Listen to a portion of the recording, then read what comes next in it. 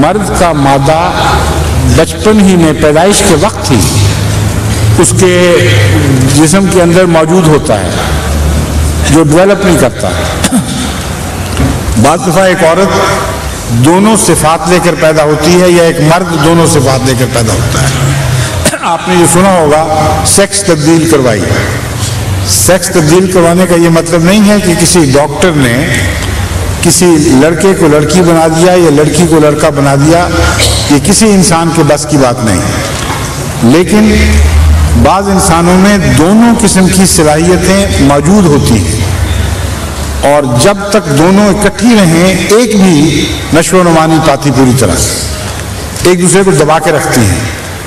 تو ڈاکٹر کے پاس جب یہ ایسا مریض جاتا ہے تو یہ فیصلہ کرتا ہے، اس کو بتاتا ہے کہ میرا فیصلہ ہے میں مرد بننا چاہتا ہوں۔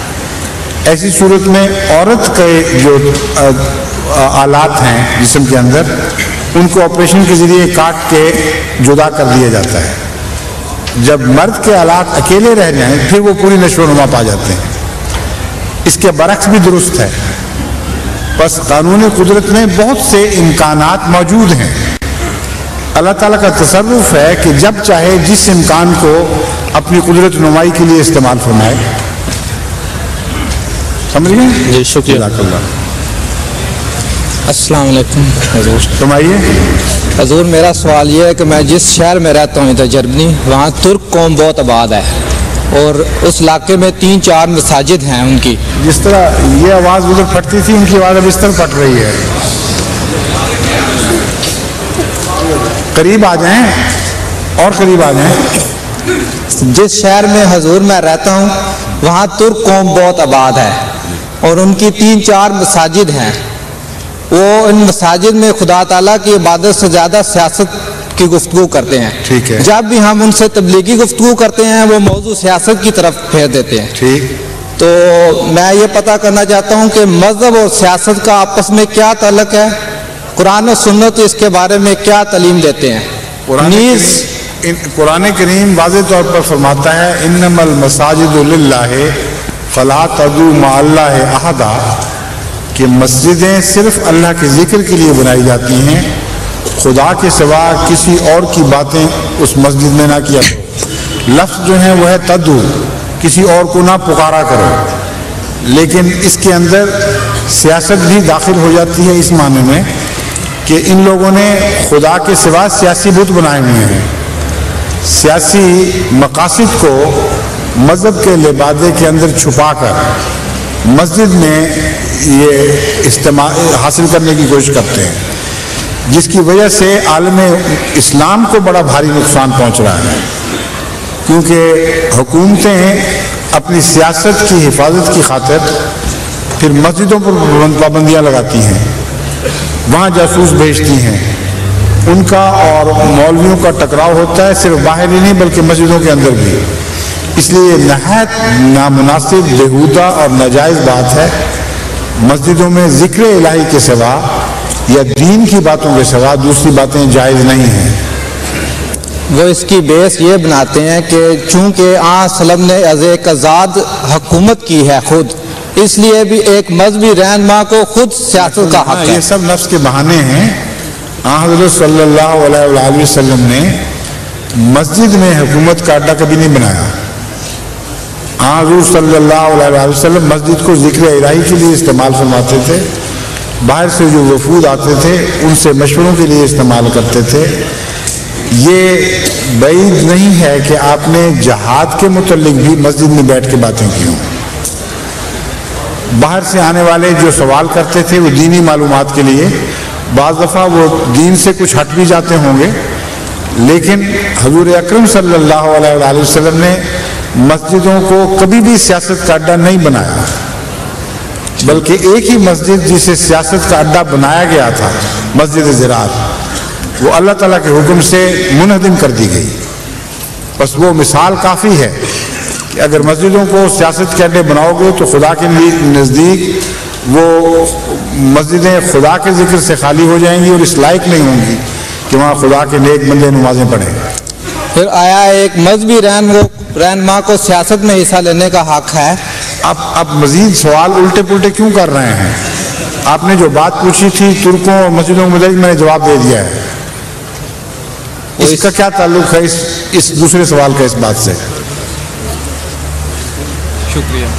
کیا بات آپ کو پریشان کر رہی ہے؟ کھل کے بتائیے. وہ یہی چاہتے ہیں کہ وہ خود مذہبی رہنما کے طور پر سیاست میں بھی آگے آئیں. مذہبی رہنما کو حق ہے سیاست کے متعلق بھی اپنی انفرادی حیثیت سے حصہ لے. کیوں نہیں ہے؟ آخر اس کا ایک وجود ایک شہری کا وجود ہے. اس شہری وجود کے لحاظ سے وہ سیاست میں اپنا ذاتی حق استعمال کر سکتا ہے. ایک رہنما کے طور پر وہ اپنی قوم کو بتا سکتا ہے کہ اسلامی نقطۂ نگاہ سے پاک صالح سیاست کیا ہے اور کون سی باتیں تمہارے لیے مفید ہیں. اس میں کوئی حرج نہیں ہے. شکریہ بادشاہ. لیکن مسجدوں کو سیاست کا اڈا بنانا اور بات ہے. سمجھ گئے؟ ٹھیک ہے.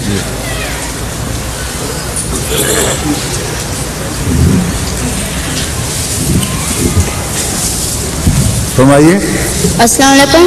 وعلیکم میرا السلام. نام ادریس احمد ہے. کیا نام؟ ادریس ادریس احمد. احمد. جی. میرا سوال یہ ہے کہ زمین میں سب سے پہلے کون آیا تھا؟ کون آیا تھا؟ جی. کہاں سے؟ زمین میں. زمین میں سے. جی. زمین کی کہانی بہت لمبی ہے. جی. تقریباً 16 بلین سال پہلے زمین بن چکی تھی. جی. یا اس سے کم کہنا چاہیے میرا خیال ہے. 16 بلین سے 20 بلین پہلے کائنات وجود میں آئی تھی. زمین کے متعلق غالباً 4 بلین یا اس سے زائد کا عرصہ ہے جو زمین وجود میں آئی. اور اکثر حصہ اس ساری عمر کا زمین خالی رہی ہے. اس پر کوئی جان نہیں تھی. ایک وقت ایسا تھا کہ جب ہوا میں آکسیجن بھی کوئی نہیں تھی اور زمین محض ایک آگ کا شعلہ تھی. جس طرح ستارے نظر آتے ہیں نا جو آگ کا الاؤ بنے ہوئے ہیں, اسی طرح زمین کا حال تھا. بہت لمبا عرصہ لگا ہے اس کو ٹھنڈا ہونے میں. جب ٹھنڈی ہوئی تو جس طرح ابلتا ہوا دودھ جب ٹھنڈا ہو اس پر بالائی آ جاتی ہے, اس طرح سب سے پہلے زمین کی سطح پر ملائی سی آنی شروع ہوئی. جو اوپر کا حصہ ٹھنڈا ہوتا تھا وہ جمنا شروع ہوا اور رفتہ رفتہ وہ بالائی کی تہ موٹی ہونے لگی. پھر کہیں سے زیادہ سکڑی کہیں سے کم. تو اندر سے جب لاوے نے زیادہ جوش مارا تو بڑے زور سے آتش فشاں پہاڑ پھٹنے شروع ہوئے.